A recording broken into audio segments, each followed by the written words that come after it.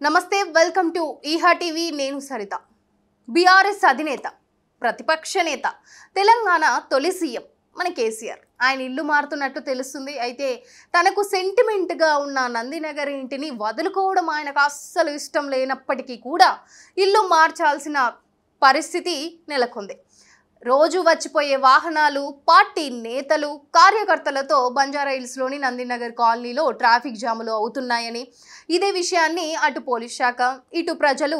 కేటీఆర్ దృష్టికి తీసుకెళ్లారట మరి కేసీఆర్ ప్రస్తుతం ఉన్న ఇల్లు కూడా ఇరుకుగా ఉండడంతో చిన్న చిన్న సమావేశాలకు సరైన స్పేస్ లేకపోవడంతో కూడా ఇబ్బందులు తలెత్తుతున్నాయని సో ఈ ఇంటి నుంచే తాను ఉద్యమం చేసి సీఎం అయ్యానన్న సెంటిమెంట్ కూడా కేసీఆర్కు ఉండడంతో ఆ ఇల్లును వదులుకోవడానికి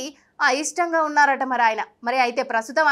ఆయన ఇంటి పక్కనే మరో ఇల్లు అమ్మకానికి ఉండడంతో దానిని కొన్నారు మరి దీంతో ఈ రెండు ఇళ్లను కలిపి ఒక పెద్ద ఇంటిని నిర్మించేందుకు ప్లాన్ చేస్తున్నారట అందుకు 1-2 ఏళ్ల టైం పడుతుందని అంటున్నారు అదను మరో ఇంటికి షిఫ్ట్ అవ్వుదామని భావిస్తున్నారట ప్రతిపక్ష నేతగా ఉన్న కేసీఆర్కు ప్రోటోకాల్ ప్రకారం ప్రభుత్వం భవనాన్ని కేటాయించే అవకాశం ఉంటుంది ఈ క్రమంలోనే కుందన్బాగ్లోని ప్రభుత్వ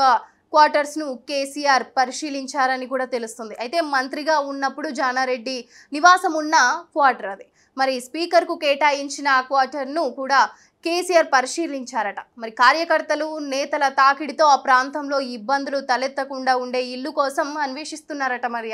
మరి చిన్నపాటి సమావేశాలు నిర్వహించేందుకు వీలుగా ఇల్లును వెతుక్కుంటున్నారు పార్లమెంటు ఎన్నికల తర్వాత మరో ఇంటికి కేసీఆర్ మకాం మార్చే అవకాశం ఉంది